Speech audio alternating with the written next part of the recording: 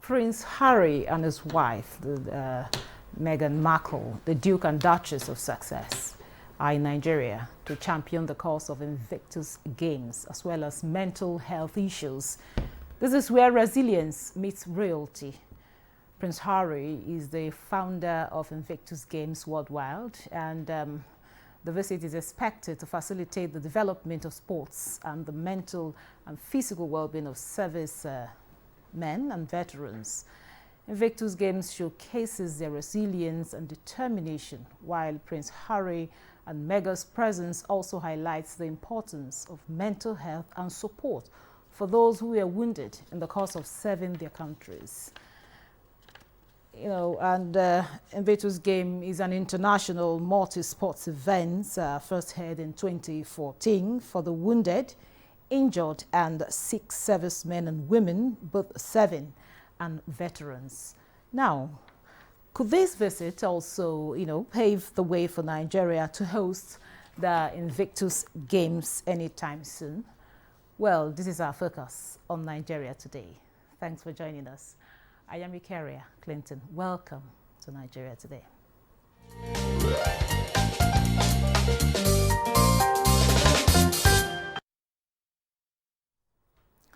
Now, joining us via Zoom is the former General Manager of NTA Sports, Abdul Rahman Ibn Mohammed.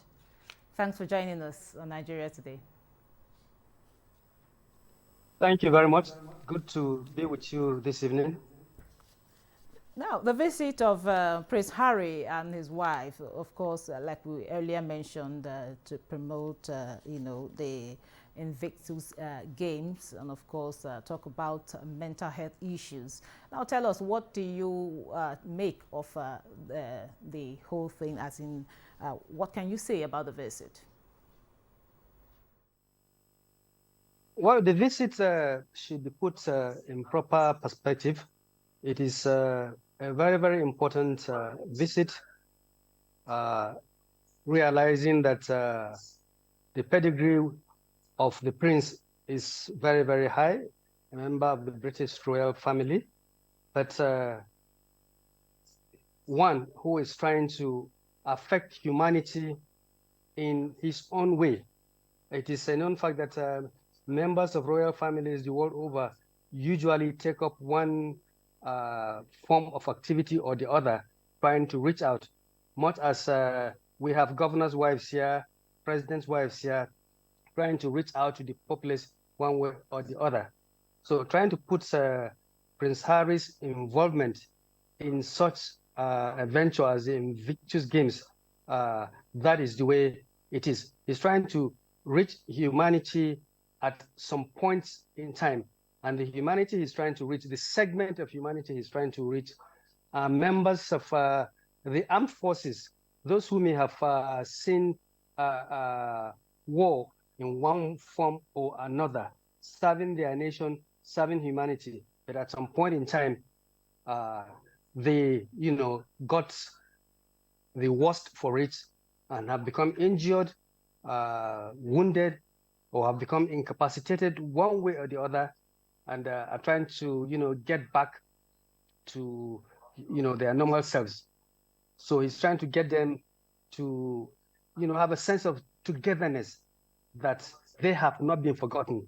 So that is the perspective of the Invictus Games that I see Prince Harry trying to champion. And for him to be able to come to Nigeria, trying to get Nigeria involved, is a significant thing. Okay. Now, can you please enlighten us more about some of the kinds of sports that are being featured in these games? Well, looking at the background, Prince Harry himself got people of like minds, in 2014. Now trying to get into the history of the Invictus Games in 2014. That is after he had seen service. He was on the side of the Allies when they fought in Afghanistan. He was a gunner, I believe, in a helicopter gunship. That was what his tour of duty was all about. And he saw firsthand how the ills of war affected human beings, his fellow soldiers, because at that point in time he was a soldier. So at the end of his tour of duty, he thought, what would he do to, get these people who have, in one way or the other, been disabled, and they would not live a normal life. He is trying to get them to see how they can live a normal life. So that was how he got like minds together, and the Invictus Games was, born in 2014. And the first games were actually held in London, naturally, of course. Prince Harry is British, an English prince. No better place to start it than home. So the first games were held in London in 2014, and about 12 countries were invited. Principally, most of them were from Europe, but a few were invited, two from Asia, two from North America. And I think of all the countries that were invited, it was only Iraq that failed to turn up. And naturally, the kind of sports that, were available, kind of sports that were available were ones that got those injured soldiers, servicemen and women, would be able to. So you would not expect them to be doing a sport like wrestling that, would require the full aspects of a human being. So small sports, maybe shooting, naturally, of course, being soldiers, some bit of athletics, some bit of football, some bit of basketball. These sports, we are actually, you can liken them to a Paralympic kind of sports, but specifically for people who are in service, for ex-military men and women. If you know how the Paralympics go, it's exactly how the Invictus Games go. Now, the word Invictus here, a Latin word, of course, refers to unconquered, chosen as an embodiment of the fighting spirit of the wounded, injured, and the sick service personnel, and also what they can achieve post-injury. Now, can you talk to us about the power of sports in promoting physical and emotional recovery of the wounded, the sick, the injured? Now, in this case, in this context, we're talking about, servicemen and, of course, and also veterans. Well, as you have rightly stated, the word Invictus is a Latin word that depicts the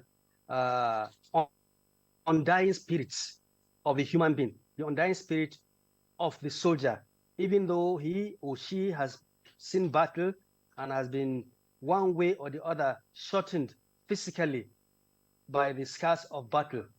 That soldier still has the spirit of victory. That soldier has still the spirit of wanting to win. And of course, the society to which that soldier belongs, the authority to which that soldier belongs, recognizes this. And so it's giving that soldier a platform to further show that the fact that you've been injured in war, the fact that you've probably lost an arm, a finger, or some parts of you at the war front has not diminished your humanity one bit. The authority, wants those soldiers to know that, and Prince Harry is championing that cause. And of course, it's a psychological thing. Anyone who has been pushed to go and fight for the sovereignty of our country, for whatever reason, gets injured and gets back home, if that person is not well taken care of, is not well handled, you get post-service syndrome, leading to suicide in certain cases, leading to all manner of, despicable things on the part of those gallant ex-servicemen. This is one of the ways of making them know that the society appreciates them. The Army High Command appreciates them. The National Defense Council, the royal families, and whoever is in authority does appreciate them. So it is a way of, carefully making sure that people who have served and in one way or another have come short, they are given an indication that they can still be of use. The country can still appreciate them.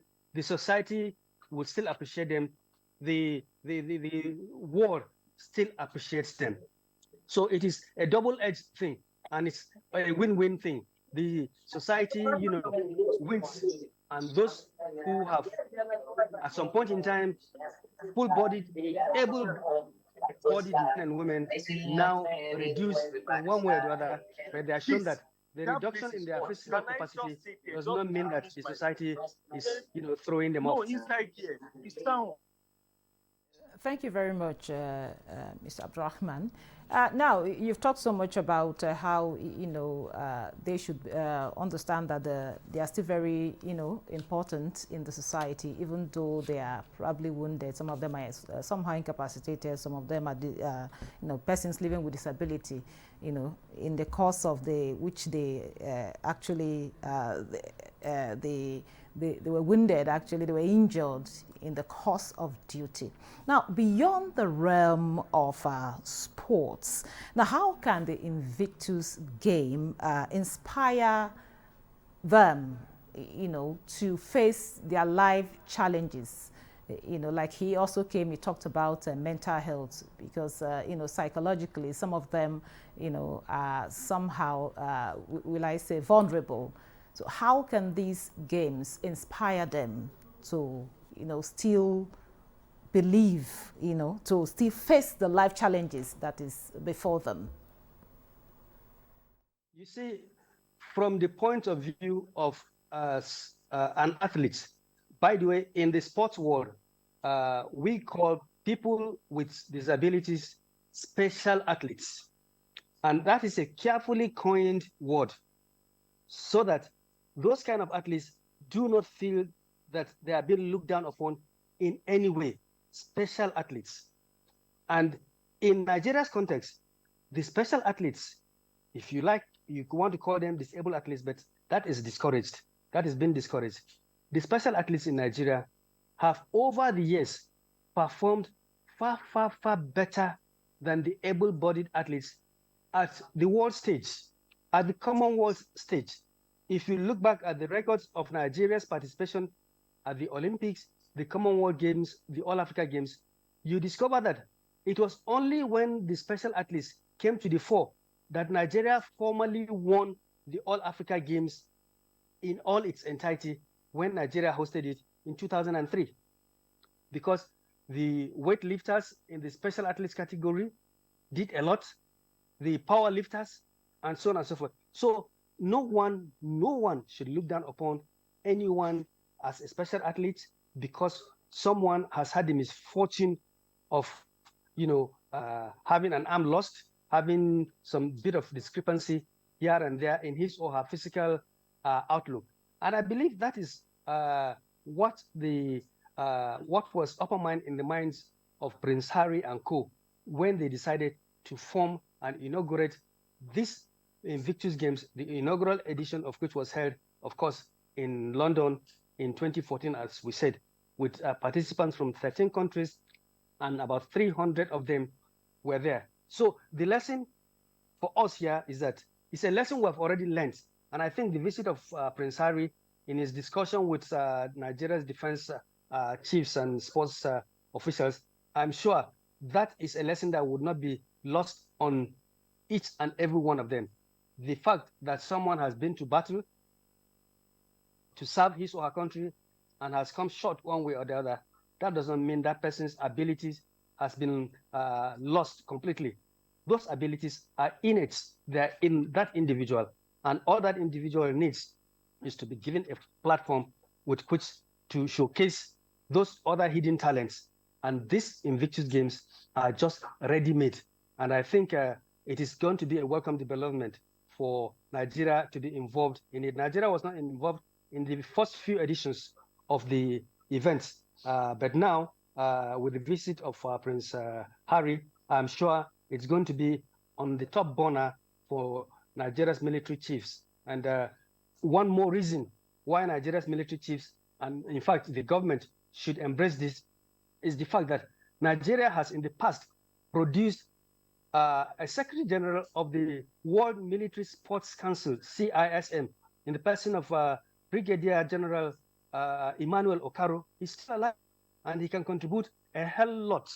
And I'm sure that it will be fine if the authorities, in trying to, draw up whatever they can do for Nigeria to get involved in either the hosting or participation in the Invictus Games, his wealth of experience will be a great lot for Nigeria. And into the bargain, there is a current general of the Nigerian Army that is leading the African Military Sports Organization in the person of Major General Abdullahi Meikano. He's still in service. He's still the president of the African Military Sports Organization. His wealth of experience can also be brought to bear. So Nigeria does not have anything to lose. In fact, it has everything to gain by getting involved in these Invictus Games. Now, as someone that has experienced the healing power of sports, how do you think this initiative, the initiative like the Invictus Games, can, help individuals struggling with mental health issues in the country? What mental health issues? I must admit, I'm a novice about that. But I do know that as a journalist, I know that health authorities have been very, very mindful of this. In fact, certain special days have been set aside, mental health day and so on and so forth. So I'm sure that the sports authorities, both in the military and in the civil aspect of it, will be able to cooperate with health authorities so that, because, psychologically, anyone that is down and he or she thinks the society has let go of him or her, psychological issues start to come up, and maybe that will lead to mental issues.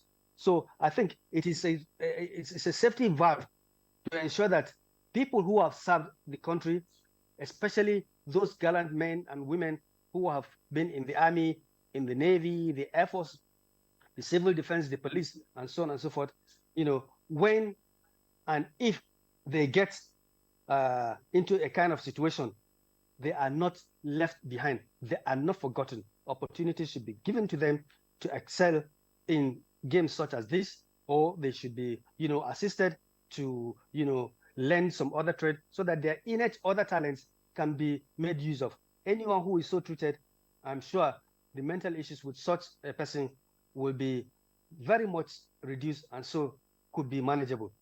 This is an answer from a novice. I know little about the issues of mental health. Abdurrahman, it didn't really sound like a novice. It sounded like one who, understands that the mental health. Now, in what ways? Look, now talking about the visit, in what ways will the visit of the royal couple, leave a lasting impact on the perception of, disability and resilience in Nigeria? Well, when you see such people of high caliber, royal people from no less a place than Britain, championing the cause of people who have disabilities, you know that it is not in your calling, it's not in the nature of humanity for you to look down upon anyone that is unlucky to, have a disability here and there. People who are disabled didn't bring this upon themselves. Some of them happens by accident. Some of them happen from war situations, like in the case of people who participate in the Invictus Games. And some of them, it just happens naturally. So it is the correct thing to do to respect them, to treat them as people of equal ability, and indeed give them the opportunity to contribute meaningfully towards the development of the nation. This is what we see when we see young lawyers who are blind go to school, they excel. We've seen many of them. The late Dalami Basharu was one of them. Though blind, he rose to become the president of people living with disabilities in Nigeria, and he excelled himself he excelled in all particulars. And there are so many of them, So it is a lesson that someone as high as a prince of the British royal family is, fraternizing and championing the cause of disabled people. And here in Nigeria, we've seen someone like a former governor of Nasarawa State, championing the cause of those people that have hearing impairment. And this is the way to go. Never look down on them, because the Lord that created all of us is the one that created them too. And no one is certain of his or her end until the final day. So it is good for us to imbibe the spirit and make sure that wherever you find someone with a disability, don't look down upon the person. Help the person as much as you can. Don't show them pity. They don't like to be pitied, but they like to be given opportunities. Okay. Thank you very much. Abdulrahman, from all you've said, one can understand that this initiative, talking about the Invictus game, is a laudable initiative. Now, how can this initiative, the Invictus game, help bridge cultural gaps and promote understanding and empathy among, communities?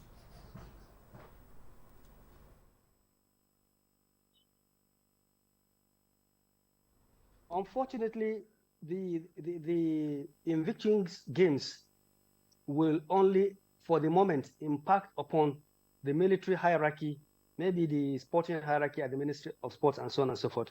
So there needs to be a deliberate effort.